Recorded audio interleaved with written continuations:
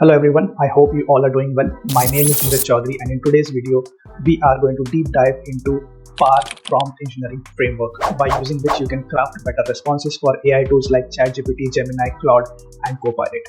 If you find this video helpful, don't forget to like, share and subscribe my channel.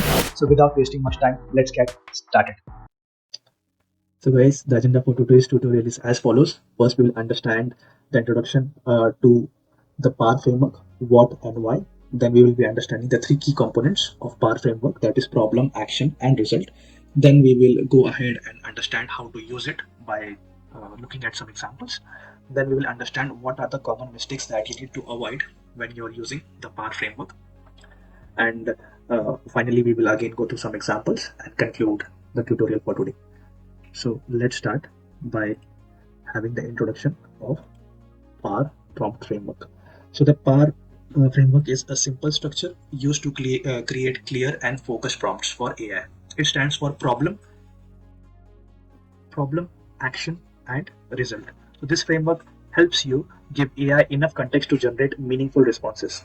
It works by breaking down a task into problem, followed by an action to solve it, and finally the result that you are expecting. By structuring prompts this way, it leads to better, more relevant responses from the AI. Now, let's understand. Let's understand the three key components of the PAR framework. First key component, that is the problem. This is the situation that needs attention. For example, I need help understanding why my website, blogging website, is not getting traffic or why the traffic is getting dropped. That is the problem that I'm framing over here. Then the action. So this is what you want the AI to do this to solve the problem, where I am saying that it needs to perform action. For instance, analyze the website traffic trends. That is the action that I am asking it to perform. Then as part of result, so the outcome that I am looking for is provide me insights for the traffic drops and suggest me improvements that I can make so that I can have good traffic towards my blogging website. So this is a kind of three component framework which works. So let's go ahead and understand it better step by step. So first we define the problem and identify what needs to be solved. Then next we explain the action we want the AI to take. So that this could be analyzing the data, suggesting a plan, or evaluating options. And final state is the result that we want. So what do you hope will happen after the action that you have provided to the AI to perform? So this might be a solution, a recommendation, or an insight from your end based on the experience that you have. Let's understand that by looking at two examples. So the first example says over here is I am getting a type error. Okay, that is int object is not subscribable in my Python code. So this is the error that I'm getting when I'm running my Python code. Also, review the following code to identify why this error occurs when accessing an integer as it is as as if it were a list. So this is the code that I have provided. Okay, and along with that I am asking it to review why this error occurs when accessing an integer as if it were a list. You can provide your code also, any code that you want, and then as part of result we are saying that I provide me a solution or fix the code and provide me the final code as part of this. So let me go ahead and run this for you over here, and let's see what the AI says. So the type error integer object is not subscribable because you are trying to access an element using index 0 on an integer which is not allowed. Integers are not iterable or subscribable like list or integers. So we are using 0 here. That is the issue. So instead of using this, the solution would be we have to print it by using str. So over here we are doing typecasting. So that is one way of doing it. And the other way of doing it over here is, so that is for a single number and this is for multiple numbers. So it's saying that what can be done. So that is how you can use this framework for your coding problems. Let's see another interesting example. So another interesting example is of my favorite topic, that is Terraform. So over here I am saying that I am getting an error when applying my Terraform configuration for AWS. Specifically, the error says that invalid function argument.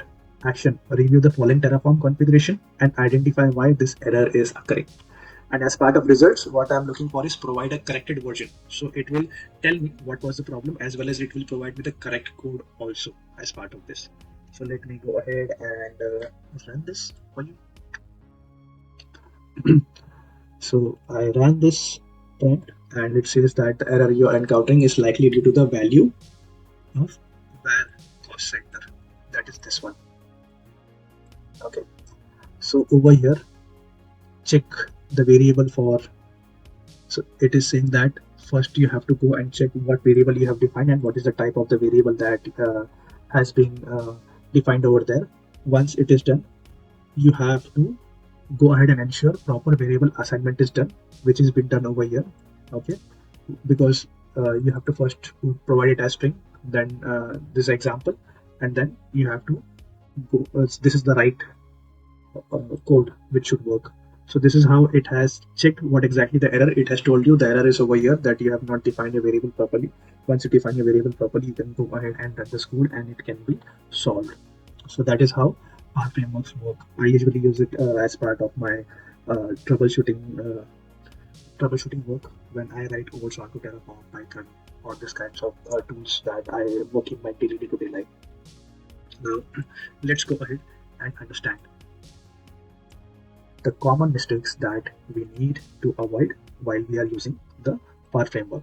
So avoid overcomplicating the problem. Don't make it too detailed or confusing.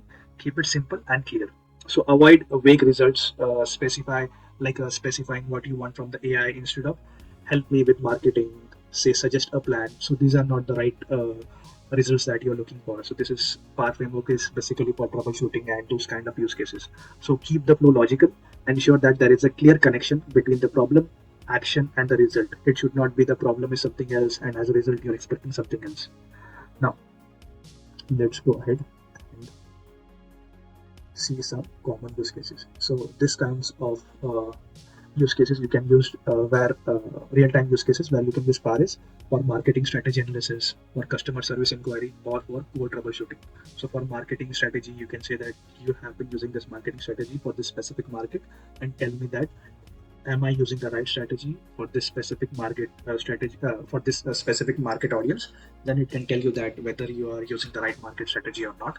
And for customer service inquiry, where customer gives you a query that he's facing this problem and what kind of results he's looking for, how he wants as AI to resolve this problem. So this is how you can use the PAR framework to solve your problems.